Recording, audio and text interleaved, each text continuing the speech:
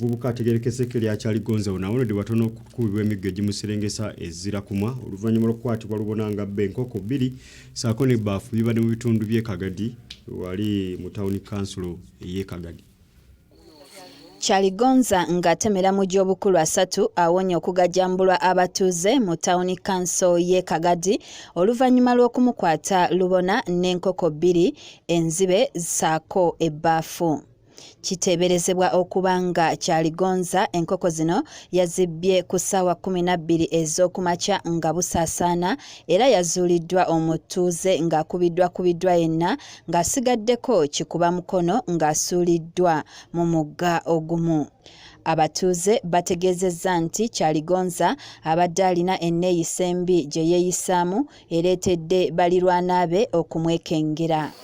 Ati nkakale ito twentukira muno korora na imukasa hanka mwenda gwekiro 10 nagenda kusuubula sitokumaya bintu kale nkogamba ebintu bya diru nkeyo yabe nakira muno koraki magendo nkezo abukuba emirimo mingi yo kukora wayezumbira omurimo gw'okwibamba kwita ati mwena abasigaze emirimo bazifutira amatafari babazire nkiito baruga mu bintu byo kwiba. Victor Mandela nga ye ssentebe wa LC esooka ku kyalo Kigangaze mu Town Council y'e Kagadi atutegeezezza nga bw'asitukiddemu bunnambiro oluvannyuma lw'okufuna amawulire nti waliwo omuvubuka abadde agenda okuttibwa abatuuze olw'obubbi era bw'atyo n'atemya ku poliisi.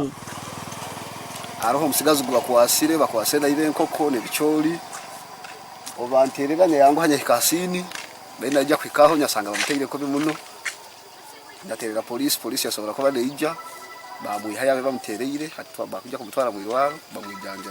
Ssentebe alabudde abavubuka okwewala okubba wabula bakozese emyaka gyabwe bakole okusobola okwetuusaako bye baagala. Nimbaterera mwekambire kukola nanya abazaire mwekambe kuherera abaana ebizibu bino byone bikwijja mutasomesa abaana tumukwasema polisi ingino musigaza ina amani bitu bamusangire naiva abasigazi nimbaterera mwekambe kukora kandi mwihale bintu bya diru n'ebintu bikufuna okwa bwangu kujja kubaisa. Polisi y'e Kagadi ekoze ekisoboka kyonna okutaasa Kyaligonza era mu kaseera kano aweereddwa ekitanda mu ddwaliro ekkulu ery'e Kagadi gyali mu kunyiga ebiwundu ebyamutuusiddwako ku mutwe n'ebitundu ebirala.